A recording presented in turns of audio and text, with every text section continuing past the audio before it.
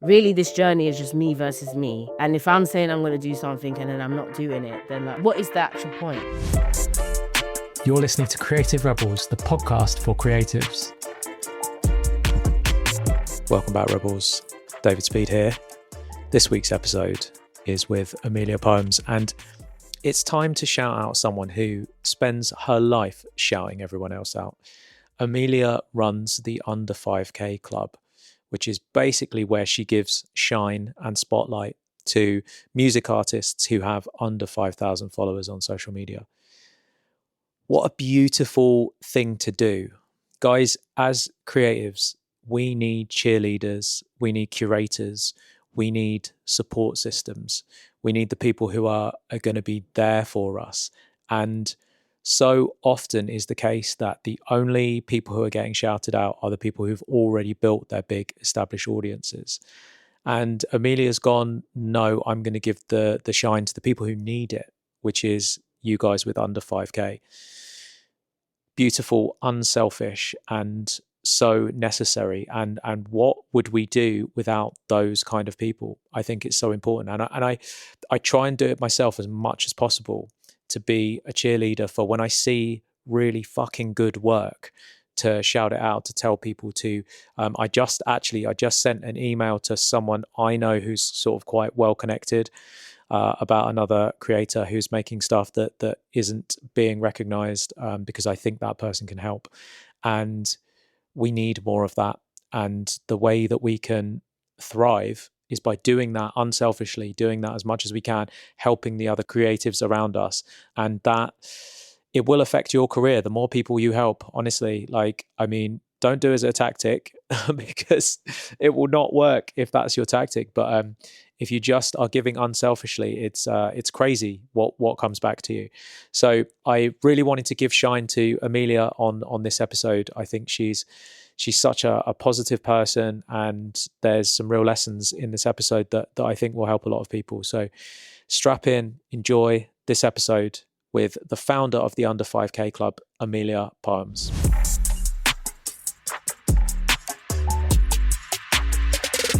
Amelia, welcome to Creative Rebels. Thank you for having me. What's your boilerplate when someone says that dreadful question of what do you do? What's your because I still haven't got mine sorted yet, and it's been a long time of doing this show and always saying to creatives, like, you've got to have this thing that I do this for these kinds of people, this is what I do, and I still don't have mine. I'm like, I'm kind of an artist and I have this podcast and I paint murals, and I'm sort of all over the place with my description. Have you got a good one? I feel like I've got one. I don't know if it's good. But I feel like I definitely needed to have that. When you do so many different things and you're chatting to someone, you need to make it concise and make it make sense. So I would say I'm someone that creates spaces that allow people to feel seen and heard. And I hold those spaces with my voice. That's what I would say. So then they'll go, what do you mean? That's so beautiful. Oh my God, I'm so bad at this. That's perfect, man. I think that just encompasses all the different variations, whether it's workshops, whether it's community spaces, interviews, radio, whatever it is. I'm just essentially it's about me creating that space so people feel seen and appreciated. Because as well, it's not about you. That is the description of you. But for me, if I met you at a networking event, I'd be like, I feel safe here. I know that you're creating something for me. You're not even worried about yourself in this equation. That's such a beautiful thing. I really love that, Amelia. Thank you. Okay, so I'll take it's a good one then. Dude, it's perfect. So we've just met at networking. You've said that and I've gone, oh my God, this is really interesting. Tell me more about what does it mean for someone to create space? How do you create space out of nothing? I think it's about through conversations, through actual physical spaces. That's what I'd say as well. But I'd say more conversations, allowing people to explore what it is that they do sometimes. Because sometimes you just need to be asked the right questions to even understand more about yourself. But I'd say it's a mixture between conversations and physical spaces, because that's very much what I'd be creating. Whether it's in a studio space where artists are sharing music that's unfinished, unreleased, whether it's my under 5K videos where now that's more of a virtual space as well, where I'm bigging them up, talking about them, and the comment sections also becomes a space where people get to share really kind words about them as well.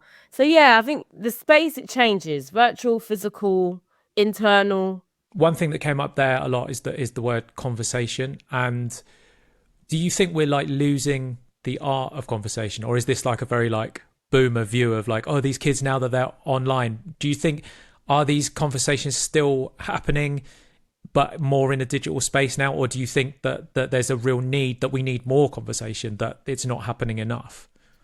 I think that's such a good question, actually, because I love a good conversation. Like, I don't really like small talk. I don't know whether that's due to how my brain is wired, but the thought of it exhausts me. It kills me. However, honestly, It kills like, me, honestly. Like, oh my God, I've met really lovely, kind, nice people, but if they can't, like, it's really judgmental of me, but if there's not like a burning passion inside you and you just want to talk about a football team or the weather, then I'm just like, let's talk about like the real shit. Sorry, yes. carry on. Yes, and I feel like that's also what got me into doing what I do, because I've always naturally just wanted to like strip away from like the surface a little bit, get a bit deeper. Like, what's going on? Okay, yeah, how are you? Hi, I'm good. Da, da, da. Like, no, let's get beyond that. So that's why I've always been like a person that studies people. I find people fascinating. I think in another life I'd be a therapist, just because I think people are just so fascinating. But back to your question, I do feel like we are maybe in a space of conversation fatigue in a way, because of the fact that, yes, podcasts are so accessible, and I do love that. But I guess it's the level of conversation we're having. Are we going into these conversations to really listen and understand people, or are we going into conversations just to project our beliefs? And therefore, it kind of serves the ego more than actually serving the soul. And I think those soulful conversations is when you really are open and you go in with no preconception what this conversation is going to be about. And you think, I'm just going to bring what I have, but I'm going to be open to receive what other people have. And I feel like the amount of clips I see, I don't know how well people are listening. I don't know how well people want to actually learn, because also the beauty of being able to change your mind, we need to remember that. You know, you don't have to stand on that hill forever. If someone's presented to you another perspective that you're like, actually, you're more than welcome to change your mind. But I don't know, I feel like we're such in a space now where we are really claiming who we are and our own identity, which is fine. But we have to remember that we are fluid and we can change and evolve. And that's the beauty of conversation, because a small part of you could change through one conversation. And that's what we need to remember. So Yeah. good conversations, need to keep happening. Yeah, that's so true. And I think that's always been the kind of ethos of this show is, I think people learn best through stories. And I want people to listen to this show and be able to take actions to change their lives, to actually change their lives. And I think the way that we do that is just by presenting all of these different journeys that all of these different people have been on, and you'll take something away from each one, because your story is going to be completely unique, but it will also be made up of these tiny little fragments that you've picked up from all these other people along the way. And you've now put extreme pressure on me to make sure that I am fully present in this interview and I am listening to you, Amelia. So, well, I think that's how we're gonna have the best conversation, if we just get lost in it, you know. I think you're right. But actually, you have the job though of facilitating it though, so I understand, because when you are interviewing as well, and you know it's also for a purpose of going on a podcast, there are other things that come into play. So I also understand you're steering the ship, but you just need to make sure we don't go off too much on a tangent. So yeah, I understand. Yeah, I know that there's a bunch of stuff that we could talk about that would be really fun for us. Like, I think we've got like similar music tastes, for example, and I know how much you love music, and that could be a whole like avenue that we go down. But for me, in the back of my head, I'm always thinking like, is that useful for people? Because I'm always trying to, described it recently of like wanting to take my brain out of my head and pop it into like the kid who's like scared and worried and like thinks being a creative is not going to be the way forward, and they've been fear mongered and society and culture has told them and shown them that like this is not the way. I just want to take my brain out of my head and pop it into their head, so they're like, oh yeah, actually no, it'll be fine, it's okay, it's okay. Yes. I think I know the answer to this question already, but Amelia, are you an optimist? Yes. You have to be. I thought you were Doing going to this. say that. I think there'll be so much to unpack if I was like, no. It would be interesting. It would be interesting because I wasn't 100% sure of the answer, because it's one of those ones. One thing I really learned on this podcast was I met an artist who from the outside has such a successful career, and I asked them, "Are you happy?" And it was a really early, like we hadn't like completely built the rapport yet. It was a really early question, and it like that question floored them, and they were very open and honest about it. And they were like, "Actually, no, I don't think I am happy," which was like a whole deep dive. But it totally floored me because I was expecting the answer to come back. So interviews now I go in with very much with like, I've got a feeling I know how you're going to answer this, but if it does go the other way, then that's probably, again, back to conversations, that's probably an interesting route that we can go down. Because for me, like, people might assume that I'm an optimist, but that's something I've really struggled with. Like I for a long time viewed everything with the negative lens of like, I cannot do this, I'm never going to make this, no one's going to be interested in my stuff. It took me so much like work and reprogramming, and still I probably lean towards the negative of a situation. I have to talk myself around from it. So I get a lot of energy from people like you, because we haven't like we know each other like vaguely. Like I've been on your show when you were on BBC London, and we've always like kind of kept in touch. But like from the outside, it looks to me like you're an optimist, and that's the kind of person that I love to share your energy, because I know that you have this beautiful outlook on things, and you see the best in people, and you see the positives, and that's something that I can really learn from. So that it helps me. I think just to even let you in a bit more, it's like some of those thoughts that you've just shared, I have those as well. But I'd still call myself an optimist, because I think at the end of the day, what is the final thought that we're going to go with? Because I think we have like millions of thoughts a day. Some are negative, some are positive. And I think it's about what you decide to like go with once you've gone through the process. So I still have those thoughts of like, what am I doing? Like, have I just ruined my life by taking this delusional route? Is this really what I want to be doing? Is it worth anything? Can people see the value? I still have all of that. But I think that also comes with the lifestyle of being an artist. When you are so self-reflective, you have to be so self-aware, and you do have to ask yourself these questions. But ultimately, I mean, I'm still here doing it, and I'm like, do you know what? I wouldn't do anything else any differently. So yeah, I'd say I'm an optimist, and I'm glad that comes across to people as well.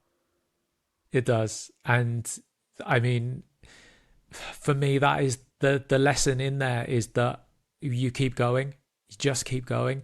And it sounds like the most simple advice, but I think it's sometimes the hardest to follow. Because have there been times on your journey where you've just been like, you know what, maybe this isn't the one, maybe I should stop? Yes. Last year I was like applying for jobs. And it's funny because I was doing it almost like a teacher told me, right, come on now, stop being silly, get yourself a proper job. And I was like doing it like I didn't want to be applying for these jobs. I was already angry, sat at the screen, looking for jobs, applying, saying all the same things, and then like get to the interview, convince myself, actually, I wouldn't mind this, wouldn't get the job, and then just be angry again. So like I've definitely had that, but it's always led me right back to where I am, where I'm just like, all that energy I'm putting there, let me just put that into myself and what I'm doing, because ultimately the job's going to still require energy from me. And all I'm going to do is be romanticizing this other life that I could have had if I just kept going. So Yeah, I have those thoughts a lot. It doesn't help living in London. It doesn't help living in a society that we do have so many pressures and so many things that are expected of us. It doesn't help. I was even saying to my friend the other day, who's a creative also, and I was like, this is our life now. We've chosen to be brave enough to like step out of these social norms and like dare to create a life that we love for ourselves. It's gonna come with the challenge. It is gonna come with it, but then it's constantly reminding us why. Why are we doing this? Because that's what I always have. I've got like so many sticky notes in front of me right now, reminding me of why. Because we can't afford to keep slipping back into why am I doing this? Actually, this is why I'm doing this. Let's go. So yeah. Can you read me a couple of the notes? Okay. I've got you don't ask, you don't get. I have to remind myself that. Very true. I have everything I need. I've got that. I've got slow progress over no progress. I've got you are happening to life rather than life is happening to me. I've got everything works in my favor.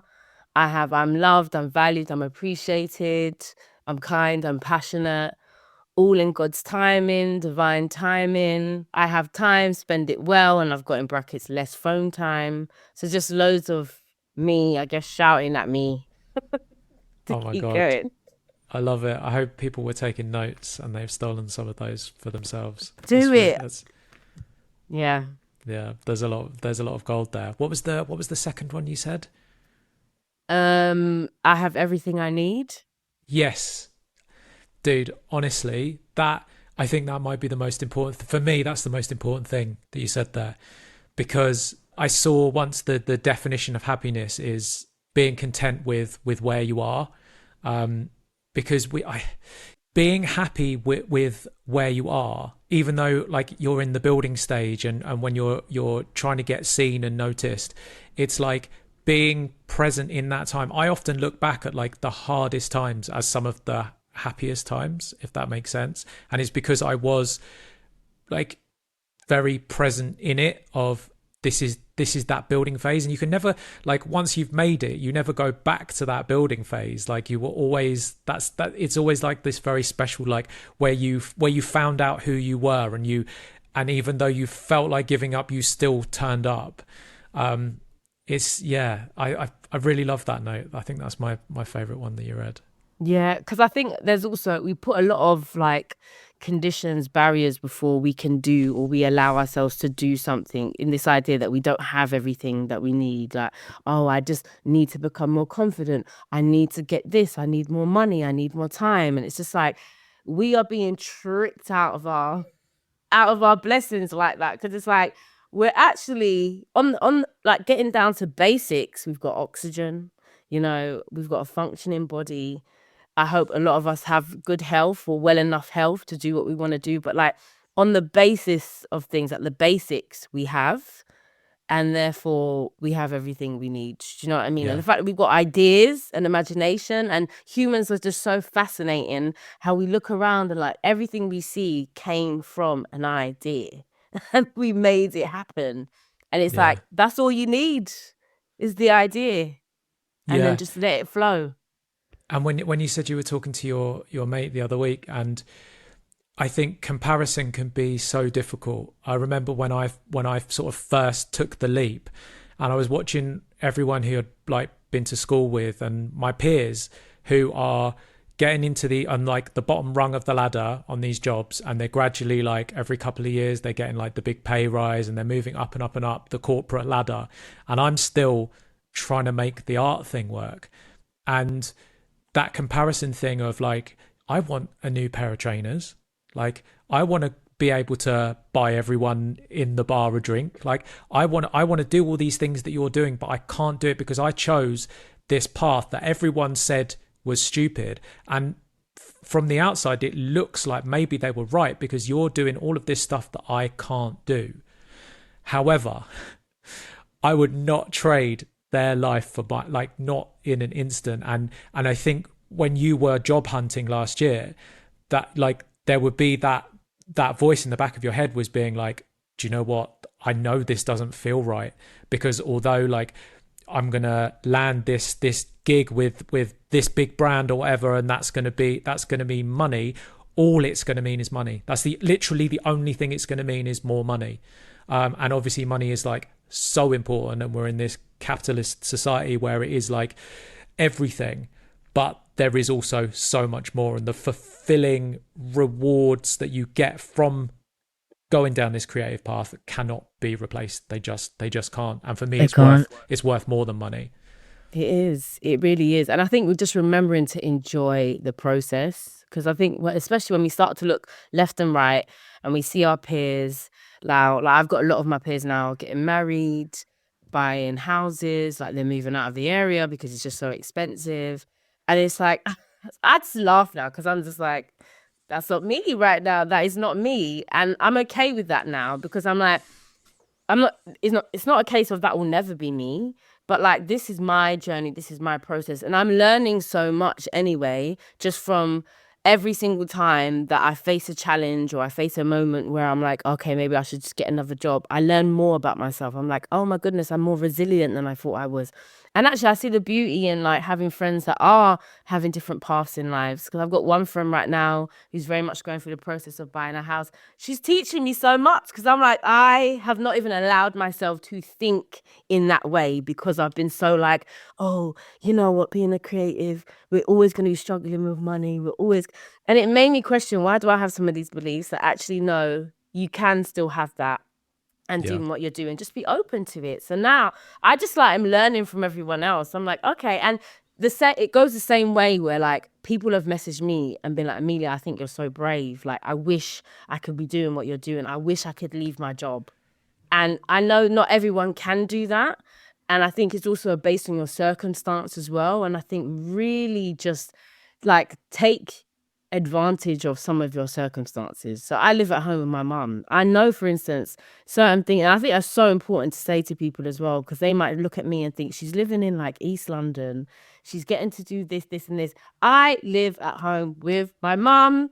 And I have no intention of moving just yet. I'm not going to put myself in a financial difficult position because of this idea of like, I should be moving out right now. All these shoulds, I don't care about anymore. This is my life. It's a cultural thing. A lot of us are actually judging ourselves based on a culture that's been created, and it's not applicable to all of us. So if you're living at home with your parents because you're pursuing what you're doing, that's absolutely fine. You can tell I've had to get it off my chest. No, I thank you for sharing, because the thing that I always say to people is survival is the most important thing. And you can have this grand gesture of like quitting your job and throwing like your laptop out the window and just being like, okay, this is me now. But is that going to equal survival? Like, it's all very romantic, and you'll see the videos of people like, oh, I risked it all and it paid off. Like, yeah, but sometimes it doesn't. So be safe, always have a safety net. Otherwise you're just being reckless. Like, and move out when you're ready to move out. Like, quit your part-time job, like move down to part-time hours when you can. Like, quit the part-time job when you're able. Like, there is a certain amount of like, you are going to have to be brave, because you don't want to get in a comfort zone of like, oh, this is fine, but like also be safe. It's the balance between both. And once, yeah, you've got to find that balance. And there is absolutely no shame in taking a part-time job or living with your parents, or whatever the thing might be that's going to get you through, that's going to mean survival. It's so important. Exactly. Because I would like go to a lot of talks, and I even mentioned this recently in another interview, where there would always be this idea of like, okay, before you leave your job to go and pursue your creative career, make sure you have X amount of savings, make sure you have all of this. And I would listen and be like, I hardly had any savings when I decided to follow this route, because mainly I got chucked into it. Life happens. Yeah. And then I just thought, I wish people would also add disclaimers around that as well. Like, absolutely, if you have the means to have some savings, to look after yourself financially. But I know, for instance, when lockdown happened, no one saw that coming. A lot of us had savings and they went. Do you know what I mean? Like, Yeah. these things happen. Money comes and goes. And sometimes it's the money that keeps us stuck in a certain position, because it's like, I need to stay here because the money's good. Great. Yes. I'm not saying be reckless, like you said. But if you are like severely unhappy in a job, to the point that it's actually really having an impact on your life and the quality of your life and your creativity. But you're like, oh, I need to save this and whatever. And some of us can't even save anyway because you're hardly making ends meet. Then again, you have to just make a responsible decision for yourself. And I know we talk about money, but health is really important. I got physically ill in certain jobs that I just couldn't take anymore. I was having panic attacks in like an empty office, and I was like, this is not my life. I was like, this is not even worth it. Need to get out of here right now because this is not for me, and my body is telling me that, and I need to listen to my body. And I just had to make the right decisions for myself. That didn't always mean I had X amount of savings. I mean, I had a little bit, but then it went, because what are savings for? You save to use for like whatever situation you're in, and they went. And I wasn't going to beat up myself about not having savings or anything like that. I mean, I'm not saying be reckless with your money. Get to know yourself financially, yes, but also I think we beat ourselves up too much. Look, you're so real for that, because I was trying to give the balanced advice of what you should do, but I'm exactly the same as you. Like I had nothing when I started the business, and it was a complete gamble. So yeah, I know exactly where. And then my solo career started in the pandemic, and that was just luck. Like I didn't expect that to happen. That was just me having no clients, no work, and just creating my own art, and all of a sudden that took off. But that was the space where I finally had the confidence to put my work into the world, which was such a journey. So yeah, and yeah, I just dived in on both occasions and had no backup plan. So I guess my disclaimer is always have a backup plan, but you're listening to two people who didn't have a backup plan, and it worked out all right for them. So maybe fuck it and just do it. Just do what you have to do. Do what you have to do. Man. So obviously it would have been a difficult time. So you were at BBC London, and a lot of what we've been talking about, I would imagine, is around like your show being cancelled on BBC London, right? Yeah. Some of it, yeah. And so obviously BBC, huge, established, well-known brand.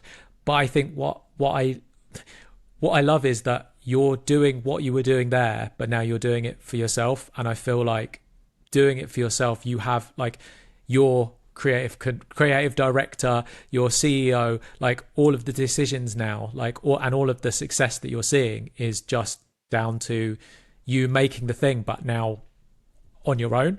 And I think that's great. And I think the only, like, there's no limit to the amount of success that you could see from it. Yeah.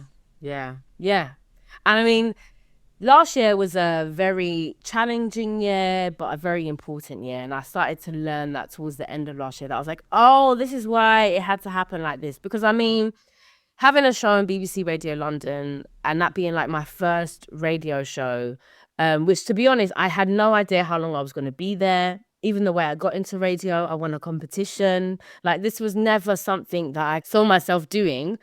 But then when I got doing it, I loved it, and I kind of found my ikigai in terms of like just something that felt really valued, needed, I can make money from, and I love doing. So I was like, this is me.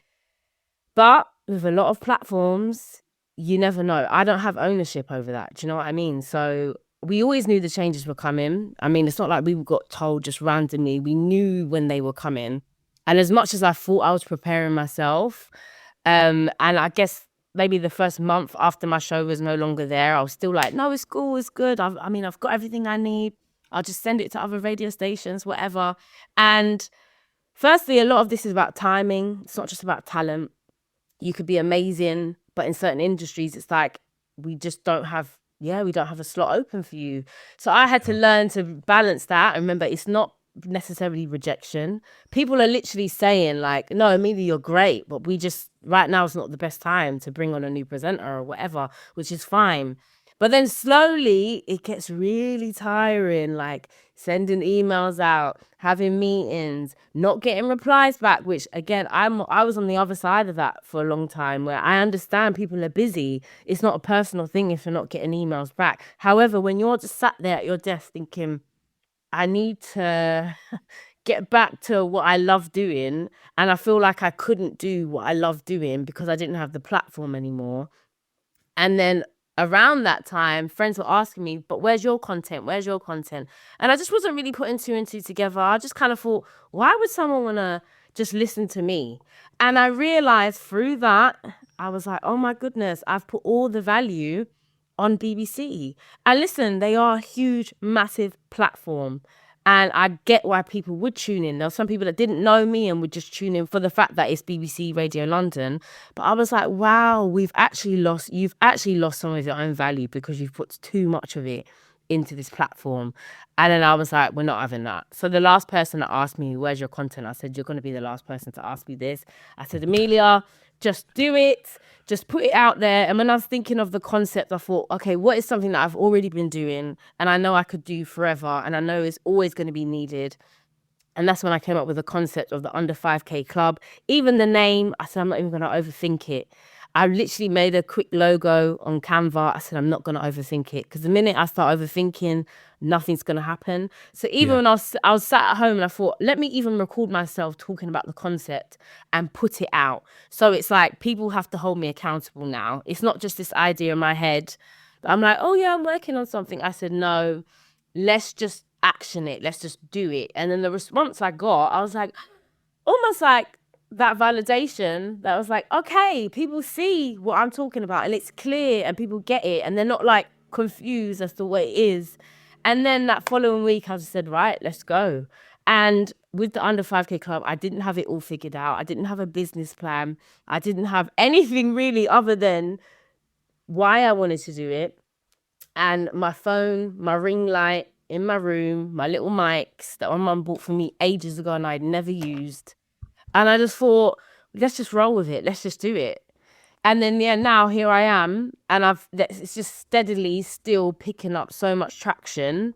And now I know why last year had to go the way they did. I had to get uncomfortable. I was too comfortable. I was misplacing my value. And not to say I'll never be on platforms like BBC again. I mean, I was just on Radio 1, great. But I also come with myself knowing that when I leave, I've got my value. I know what my value is wherever I go now, whether I'm sitting in my bedroom or whether I'm sitting on one of the largest broadcasting corporations going, the value stays with me. And that's what I've had to remember. And I would remind anyone out there, listen, you can work with these big, massive brands and that, but please don't lose yourself in it because we can all be replaced. And it feels horrible. Create something that is yours. That's what I would say. Ownership. Create something that is yours, that it comes with you. There's no that happening without you. Look, there's so many lessons in what you just said, and the language that you used. I am writing a book this year, and I keep having to train myself of saying, I think I'm gonna do a book, or I'm working on a book, and it's like, no, I am writing a book. And I keep correcting myself in conversations with people because this wishy-washy language, it allows us to let ourselves off the hook. We can say I might do this next year, and then if you don't do it, but I said I might do it, so you've let yourself off the hook. Whereas what you did, you were like, you didn't overthink it. You were just like, you turned the camera on, red light, go. This is it. This is what we're doing. And then so you're accountable, it's out there, and then all you have to do is rely on yourself. I love that. Yeah, because it's so easy to almost let ourselves down. Because even I was thinking about some of the decisions I made in last year anyway, when I was feeling really uncomfortable and I was questioning, what am I doing? And I thought, actually, am I doing enough? And I realized it's because some of that flimsy language of just us not committing to our decisions, because it's only us that we're letting down, especially when no one else, if you don't do it, no one else is impacted. We seem to think that that's okay, that it's only us that we're letting down, when actually we should have the most commitment to ourselves. We should literally, whatever we say we're going to do for ourselves, we need to do it. Because one, is character building. It says so much when you are your word. Like if you say you're going to do something, do it. But also you start to learn to not trust yourself. So then you start to doubt yourself. And it's like, I had to really sort that out last year. Not to say that I was just saying I was going to do a lot of stuff and not doing it, but I was like, no, I need to commit to my own word, because really this journey is just me versus me.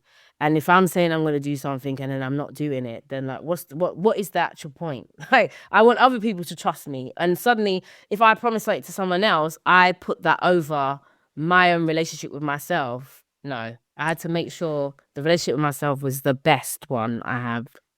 Do you know what? That's just blown my mind, because I've just thought in real time about people saying, believe, you've got to believe in yourself.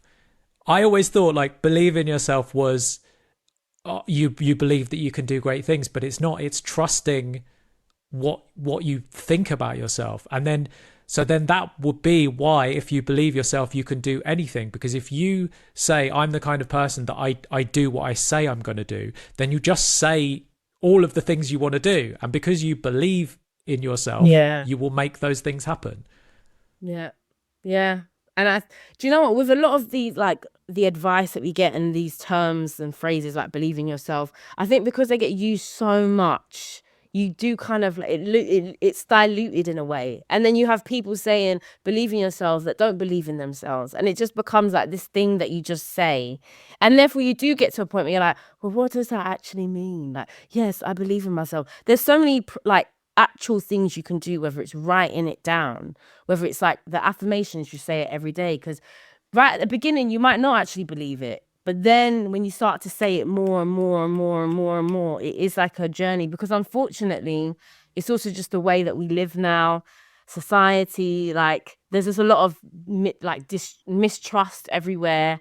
I think we can easily fall into that space of just not believing what we say. We don't really believe what others say. I think there's ulterior motives. Deep down, actually, we haven't dealt with the doubt. We haven't dealt with our inner child being let down. We haven't dealt with these things that actually do come up in those moments. Because really all these inner doubts and limiting beliefs and stuff, we've just picked up along the way in our life. And we're not like decluttering. Like, okay, some of these limiting beliefs don't serve me anymore. Why am I still thinking that? Why am I still saying I can't, for instance, write a book? Oh, it was that time I was in English class and I shared a piece of writing and people laughed and my teacher didn't really praise me. We need to learn to be like, okay, that story it doesn't serve me anymore. And actually, let me tell the story in a different way. Do you know what I mean? There's so many things that we can practically do that get us more to the space of actually believing in ourselves. Yeah, I have to be really honest about this. I wouldn't say Jamal Edwards and I were mates, but we knew who each other was, and whenever I saw him at an event or whatever, he was always really like kind with his time, and he would always take time to. And he's been on the podcast, and we would have dialogue, and it was always good. But the one thing, and I never, while he was alive, I kind of regret it. I never had this conversation with him, but I remember when he brought out his book called Self-Belief, I was just like, this is bullshit. And I just didn't believe it, because at that time in my life, I thought it's not magic. You can't just say to yourself like, oh, I'm going to be so successful and it then just happen. And it's such a shame that he's gone, because I would love to kind of break this down with him and have him call me a wally for really not getting what he was talking about, because I wasn't ready to receive that into my life at that time. And I remember resenting that book and resenting that message, and probably an element of jealousy of looking at Jamal's career just skyrocketing, and my wheels were spinning and nothing was happening yet. And I was like, I believe in myself and it doesn't work, so it's bullshit. And it's been such a long journey of me gradually success stacking, I guess, like having something go right and going, oh, well, we did the last thing right, so that means that the next thing could go right as well. And then gradually, and like I said earlier, unlearning being a pessimist, starting to embrace being an optimist. And it's been such a long journey of developing that self-belief in myself to finally to the stage where now I literally believe that I could take on the world. Like there is nothing I could not do now. But that's been such a journey to get there. So I know there's someone listening to this right now going, it's not magic. I can't just write my affirmations down and everything. And that's not what we're saying. We're saying is you go on a journey with it, but it starts with you opening that space in your brain for the possibility of, because I used to go, that's okay for them, but not me. And so what you need to go is maybe me. And then gradually that'll become to, do you know what? Yeah, probably me.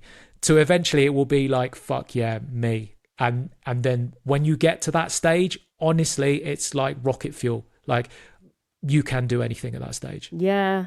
And I think we are in a time of instant gratification, which is unfortunate. And obviously social media like feeds that massively, where we do think we're going to sit down today, write down our affirmations, and our life is going to change tomorrow. No, it's not. Like you said, it's a journey, it's a commitment, it's consistency. Anything, when you see people like almost becoming famous overnight or whatever, it's never an overnight thing. It's been consistency, and we don't pay attention to everyone else's journeys a lot of the time. It's more when the flowers are there and they're getting their flowers and they're doing amazingly, but it's like they've been committed to this journey for a long time. But then also I'd say, to your point as well, of like when maybe something great would be happening for someone else and we sometimes think to ourselves, oh, that's great for them, it's not going to happen to me. It's like that in itself is such an invitation into exploring why do I think that? And then you go back, and then it often takes you time traveling back into your life, and you think, where did I pick this up from? Because we can change that. We can literally change. And that's when you start to respond to things differently, and like now you're not getting triggered in certain way, that's when you notice, oh, okay, it's happening. Because it's not an overnight thing. It's not. And I mean, as much as I am very much like, yes, believe in yourself and whatever, I also watch some people and I'm like, I can tell you don't even believe in yourself when you're saying that. So it doesn't help when you've got people being insincere with it and they're trying to make a bit of money off of it and making money off of like insecure people. It doesn't help them when it's like, then you actually, sometimes you might even know them personally and feel like, but you're not even really being real, because like, this is not you. So it doesn't help when there are people that I guess are just trying to monetize off of believing yourself, whatever. But it's about you to sift through that and recognize it. And you recognize it when you see it in yourself, though. I feel like you can, authenticity knows authenticity straight away. You said in another life you might be a therapist. I think you are in this life. Do you know what? I when I went to college, I was studying psychology. It makes me laugh because at the time I was dealing with a lot of anxiety and I didn't know what it was. And then one day in psychology class, we were covering panic attacks, and I had a panic attack in the class. I left and I never went back. I couldn't do it because the classroom itself just reminded me of panic. So I dropped out of psychology. So I think to myself, imagine if that didn't happen. But listen, I think when I'm 40, 50, I'll do a course or something and I will, become a therapist. Because I love having these conversations about just our psyche and the way we think and what makes us us. And I think it's beautiful exploring yourself and understanding yourself on deeper levels. Yeah, I agree. So we've mentioned a couple of times the Under 5K Club. What is the Under 5K Club? So it is a space. I love that word. You can tell. Very much study contemporary theatre in uni. But yeah, it's a space where I champion and support music artists with under 5,000 followers. Now, as that is evolving, the Under 5K Club now, I think it's more going to represent that we've all had to start with under 5K. Do you know what I mean? Whatever platform it's been on, whatever streaming numbers, whatever, the whole premise of it is celebrating music artists' journey, and celebrating the emergence, because every single part of our journey as creators matter. And I'm such a strong believer in that early support that you get from people you will never forget. Those times when you are having wobbles, like, what am I doing? Why am I doing this? I'm rubbish. I'm not as good as them. And then someone out of nowhere just says, actually, yeah, I see what you're doing and I love it. Because also with these videos that I make, I don't tell the artists that I'm going to make a video about them. And I did have a little conversation with myself, like, should I? Because I know also some of us, we've got ways that we want to post on social media, and I do ask them to collaborate with me.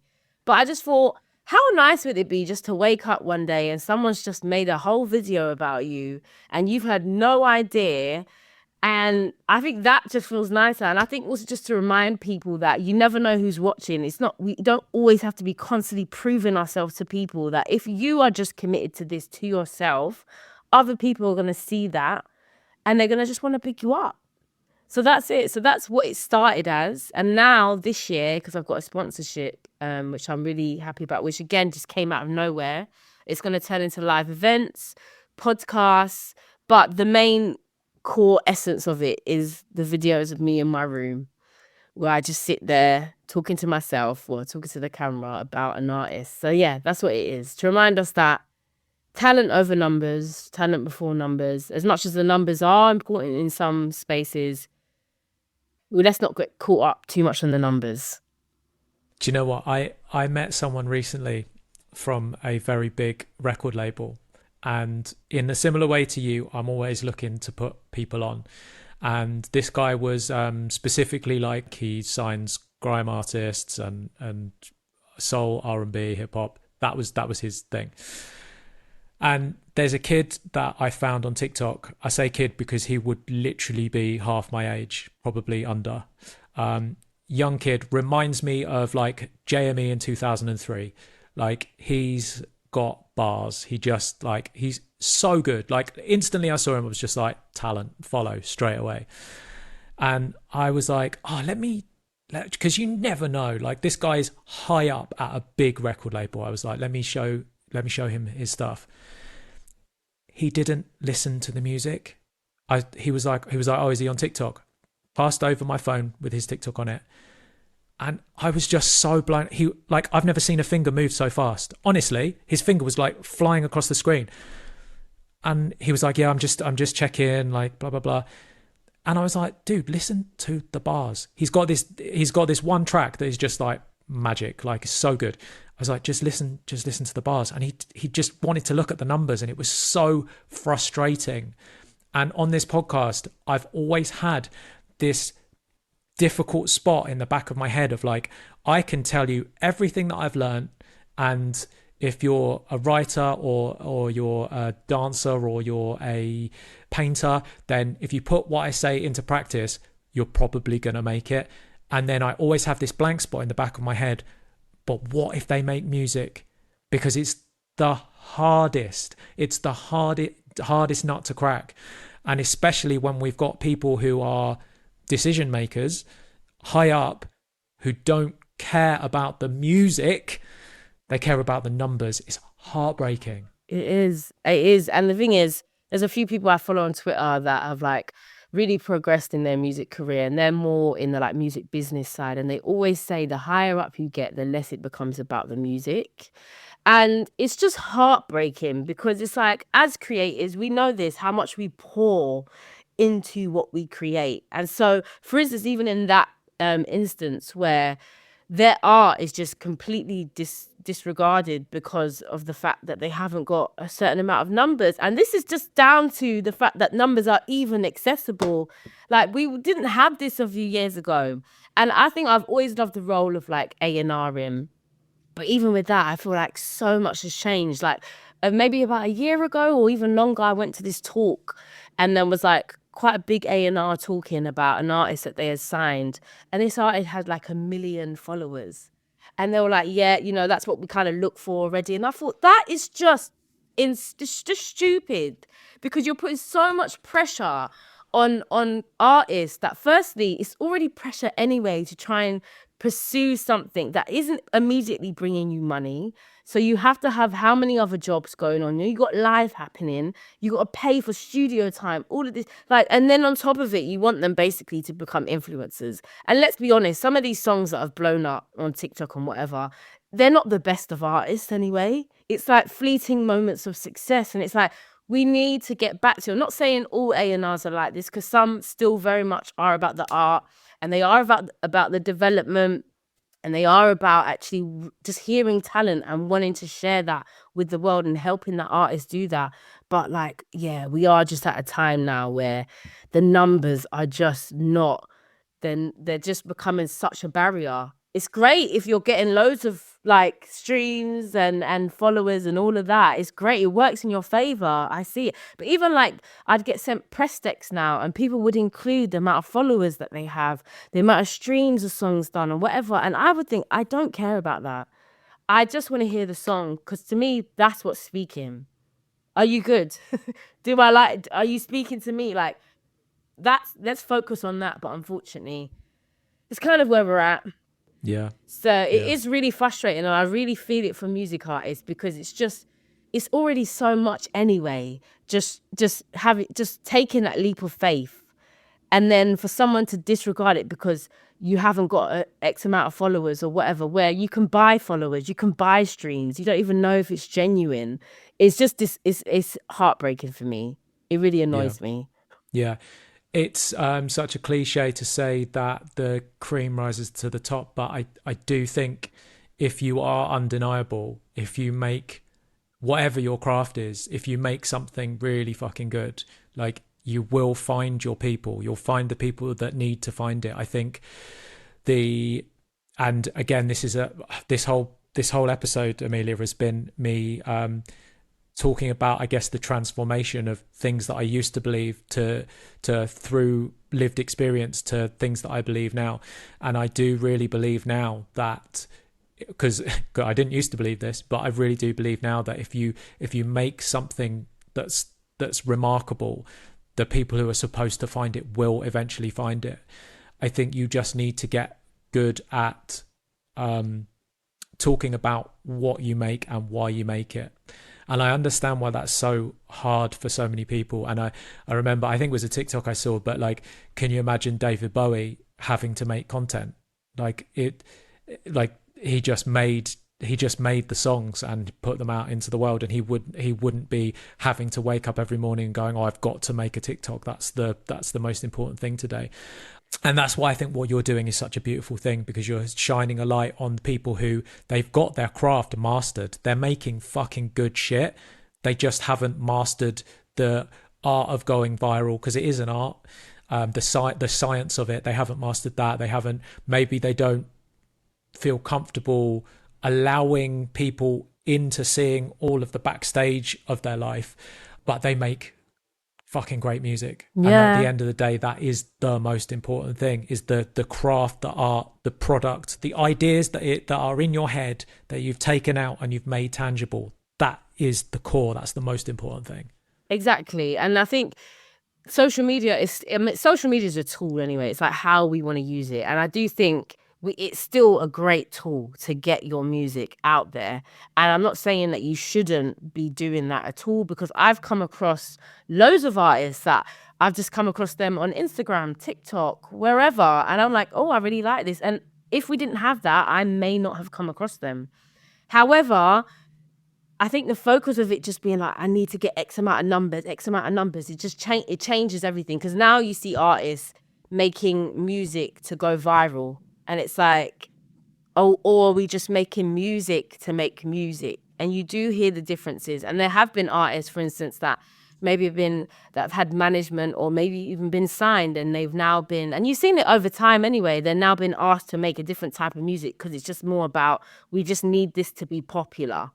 And it's all streams of art supposed to be popular. I'm a person that actually, I don't really listen to artists that are huge. I don't know what it is. I have like a slight protest in me where I'm like, all right. Like, for instance, but I think Beyonce, she's amazing. I could never say that she is not a fantastic performer, powerhouse, all that. I don't listen to Beyonce because she's just so mainstream. So, but also it's almost, I can't relate to you. I can't. However, I will listen to the local artists around my area, because it's like, I relate to you. Do you know what I mean? So once you get too mainstream for me, I kind of switch off of it. I want more of the underground, the raw. It hasn't been tampered with. It's very much coming from you. Love it. Do you ever hear a tune and go, shit, I hope they've got under 5k followers, like quickly having a look? Yeah, all the time. That's why I've even said I might have to start, like, as much as the videos that I make at home are always going to be about artists with under 5k, I'm like, as things are expanding, I do still want to have room to like bring in other artists that maybe are a little bit over 5k or whatever. It's also about that shared learning of like, how are we doing this? how are we actually, is this working? I know the numbers, they seem annoying now. How can we make the numbers work for us? How can we actually grow our online community? Because I had a really good conversation with The Original, Names Bliss, Ashani White, The Halfway Kid, who are all artists that I've met earlier on in their career. I'm just seeing before my eyes how they've grown these massive online communities, but stayed authentic. The music, it just gets better. It doesn't feel like it's getting watered down. It just gets better. And I had a conversation with them just to be like, how have you done it? Because there's so many artists, like you said, it's an art to go viral. How have you done it, and done it in a way where actually you're still excited about the music? It doesn't feel like it's a chore. And then they all shared their experience, and it was slightly different. There was a lot of things that were the same, but a lot of it came down to how committed you are, really, to like getting your music out there as well. I would recommend to watch it. But that's what I want the under 5K to be also, that just a community of like shared learning and support as well. And yeah, just to keep people going, because what would the world be without music? It'd be horrible. Be pretty fucking shit. It'd be so shit. Yeah, I agree with everything you said. I think that's the way to go. It's use Under 5K Club as not only a showcase, but it's also a resource where people they've got something to aspire to, because I really do think that the ones that win are just the ones that keep going, because everyone else will fall away at the side. And if you the more you keep going, the more commitment you have to it might take you 40 years before it happens, but there's that thing in physics, isn't there, of like energy into an object, the energy has to go somewhere. And it's like the more energy that you put into your career, as long as you are learning and iterating along the way, as long as you're saying, okay, well, that clearly doesn't work because I've been doing it for 2 years and nothing's happened, so let me change it and tweak it slightly. Because if you keep doing it for the next 10 years, no matter how relentless or how much you want it to happen, if you keep doing the same thing over and over again, it's not going to happen. So it's this journey of like seeing what works, seeing what doesn't, following your own curiosity, seeing where that takes you, being open to the opportunities that are going to present themselves through your energy of just keeping like reaching out, putting music out, putting your craft out, whatever it might be. And yeah, no one talks about those early stages. So I think uncovering that, I think is huge and really, really needed and really necessary. I'm sure there's a lot of people listening to this that are not just musicians, but are in an under 5K club themselves. What would be your parting words of wisdom to the under 5K club listening now? I would say, commit to the journey. Just commit to it. Just get your post-it notes, write down all the words that you need of encouragement, the words of affirmation, why, really know why you're doing this. And if it's just for the money, that's not a strong enough why. If the money is because you want financial security, you want to look after the people around you, dig into that more, because art, like if you're doing art for the money, you're not going to enjoy this. The money's going to come, but you're not going to enjoy this because it's going to take a minute before the money starts to come and flow in. So just really understand your why, commit to it. Just ask yourself, let's just see how far we can take this if we really pour our everything into this. And then just enjoy the journey, the ups, the downs. The downs are actually probably, like you said, they become the time where you are most present. You become locked in. You learn so many things. You learn when to pivot. You realize when you're hitting a brick wall and you're like, okay, I just need to pivot. Also, I would say as well, in that journey is rest before you give up. Sometimes you don't need to give up. You just need to rest. So if it means have a social media break, go on a holiday, have a day, a week where you are not speaking about work, creativity, even if when people ask you, so what are you working on? Even say to them, I'm not thinking about that right now. Rest before you give up. You don't need to give up. You just need rest. So that's what I'd say. Boom. I love that. We dropped the mic on that. Incredible. Yes. Amelia, you are amazing. I love Thank you. And where can people find you online? So it's Amelia Poamz. That's Amelia Poamz. on everything really. TikTok, I'm working out what I'm doing on that. Main place is Instagram, sometimes X, also LinkedIn as well. I need to use that platform a lot more. And YouTube as well. So that's where people can find me. Everywhere. Yes, We love everywhere, it. everywhere. Thank you for having me. Thank you. What you're doing is amazing. When I got your email to ask, I was like, oh, this is the second time people just want to chat to me. So this has also been a nice moment to be like, okay, what you're doing is really coming across to people. So I appreciate you holding this space for me.